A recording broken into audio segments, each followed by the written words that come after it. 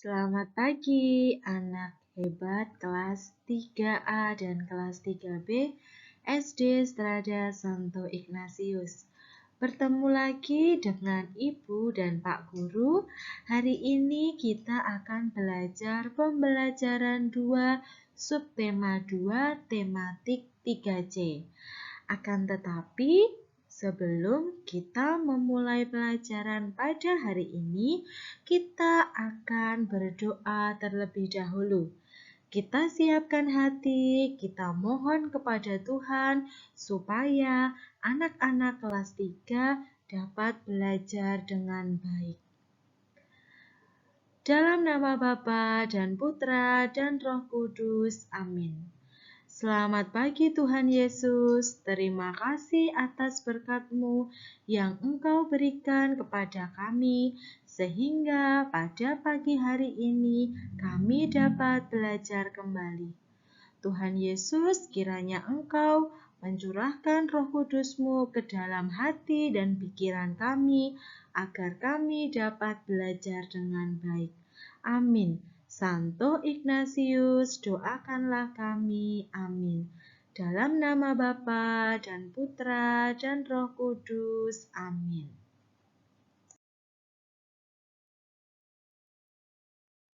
Anak-anak, kemarin anak-anak sudah melakukan pengamatan berbagai benda yang ada di rumahmu.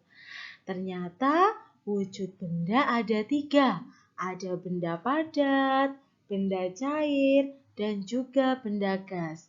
Di sini Ibu mempunyai contoh benda padat yang ada di lingkungan kelas, yang ada di dalam kelas.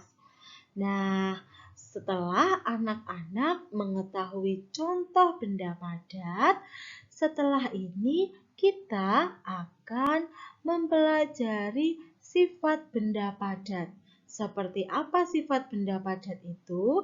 Mari anak-anak kita saksikan video pembelajaran berikut ini. Selamat menyaksikan. Halo, selamat pagi anak-anak kelas 3. Bagaimana kabar anak-anak hari ini? Bu Guru harap anak-anak sehat dan tetap semangat belajar ya. Anak-anak, kemarin anak-anak sudah mengamati benda-benda yang ada di sekitar anak-anak. Ada benda padat, ada benda cair, dan ada juga benda gas. Nah, anak-anak, setiap benda memiliki sifatnya masing-masing. Hari ini kita akan mempelajari sifat benda padat. Di sini Bu Guru sudah memiliki contoh-contoh benda padat. Ada penghapus papan tulis, ada spidol, ada penggaris, pensil warna, penghapus, gunting, dan juga bola. Ada juga gelas plastik dan piring plastik. Nah, anak-anak, sekarang kita akan melakukan percobaan mengenai sifat benda padat. Yang pertama, sekarang coba anak-anak perhatikan benda-benda padat yang Bu Guru miliki. Di sini bentuknya seperti bentuk awal yang Bu Guru sebutkan tadi. Penghapus papan tulis, spidol, penggaris, pensil warna, penghapus, gunting, dan juga bola. Nah, kedua, sekarang benda-benda ini akan Bu Guru pindahkan ke dalam piring plastik. Penggaris Bu Guru letakkan di piring, pensil warna Bu Guru letakkan di piring, penghapus, bola, dan juga gunting, serta spidol. Kira-kira coba sekarang anak-anak amati, apakah bentuk penggarisnya di sini berubah? Apakah ukuran penggarisnya di sini berkurang atau bertambah? Nah, tidak ya anak-anak.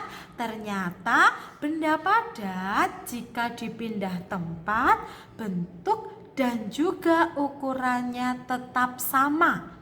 Sekarang satu lagi kita pindahkan ke dalam gelas yang Bu Guru miliki. Kita pertama pindahkan penggaris, kita pindahkan spidol, pensil warna, penghapus, dan juga gunting ke dalam gelas. Sekarang anak-anak perhatikan bentuk gunting yang Bu Guru miliki. Apakah guntingnya berubah menjadi kertas? Tidak ya, bentuknya tetap gunting. Lalu apakah gunting ini ukurannya bertambah panjang atau bertambah pendek? Tidak juga ya. Nah, ternyata kalau dipindah ke tempat manapun, benda padat bentuknya tetap. Lalu sekarang sifat yang kedua. Bu Guru punya spidol. Lalu Bu Guru mau patahkan, ternyata susah. Nah, kenapa? Karena tekstur atau bentuk benda padat ini memiliki sifat yang keras. Ini adalah sifat benda padat yang kedua. Yang pertama, bentuknya tetap, ukuran juga tetap jika dipindahkan tempat. Yang kedua, memiliki sifat keras. Nah, setelah anak-anak melihat percobaan dari Bu Guru, sekarang coba anak-anak kerjakan buku tematik 3C halaman 68. Menjawab pertanyaan berdasarkan percobaan yang sudah Bu Guru dan Pak Guru lakukan. Terima kasih. Anak-anak, berdasarkan video yang sudah anak-anak lihat tadi, sifat benda padat yang pertama, bentuknya tetap meski berpindah tempat. Yang kedua, ukuran atau volume tetap meski dipindahkan. Dan yang ketiga, memiliki sifat keras. Nah, ini adalah sifat benda padat.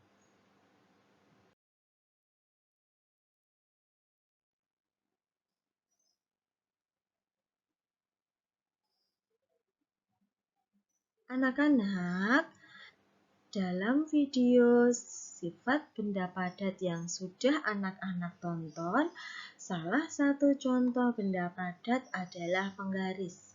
Nah, ternyata penggaris merupakan alat ukur panjang.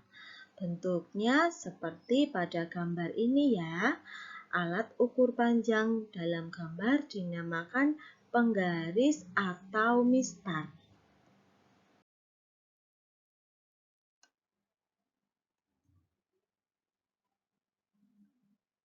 Kegunaan alat ukur panjang penggaris adalah digunakan untuk mengukur panjang benda seperti pensil, buku tulis, dan juga penghapus.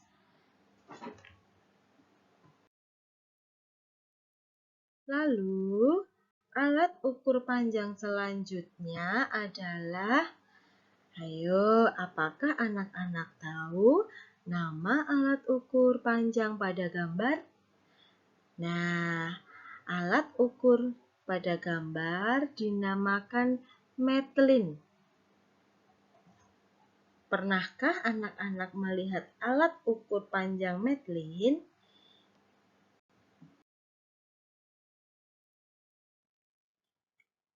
Metlin biasanya digunakan oleh penjahit untuk mengukur badan seseorang yang hendak menjahit baju, atau digunakan untuk mengukur panjang kain.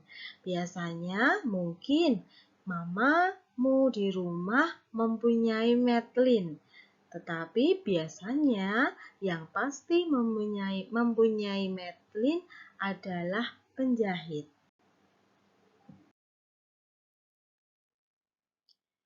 Alat ukur panjang yang selanjutnya adalah meteran saku atau roll meter. Nah, mungkin papa atau mama di rumah mempunyai meteran saku seperti pada gambar. Kira-kira apa ya kegunaan meteran saku ini?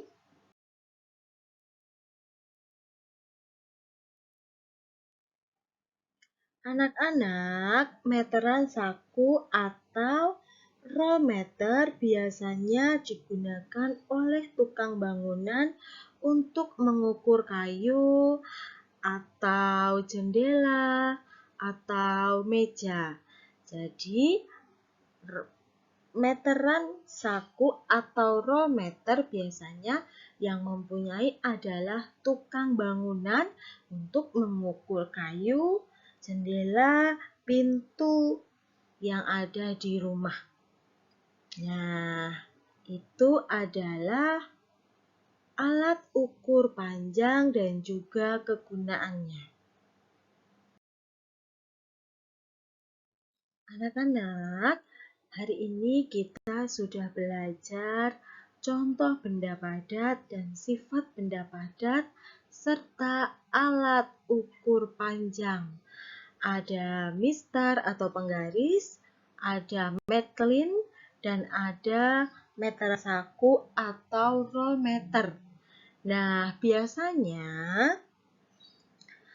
alat ukur panjang yang sudah Bu Guru sebutkan tadi, ada penggaris, ada metlin, dan ada juga meteran saku menggunakan satuan panjang sentimeter atau kalau disingkat cm. Nah, bagaimana anak-anak?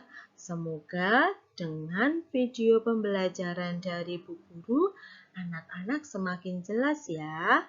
Sekarang mari kita lihat tugas hari Senin tanggal 18 September 2021. Yang pertama, bahasa Indonesia mengerjakan halaman 68 dan matematika mengerjakan halaman 69 membandingkan panjang benda, dan yang kedua adalah halaman 71 dan 72, yaitu menentukan jenis alat ukur yang digunakan untuk mengukur benda yang ditunjukkan pada gambar.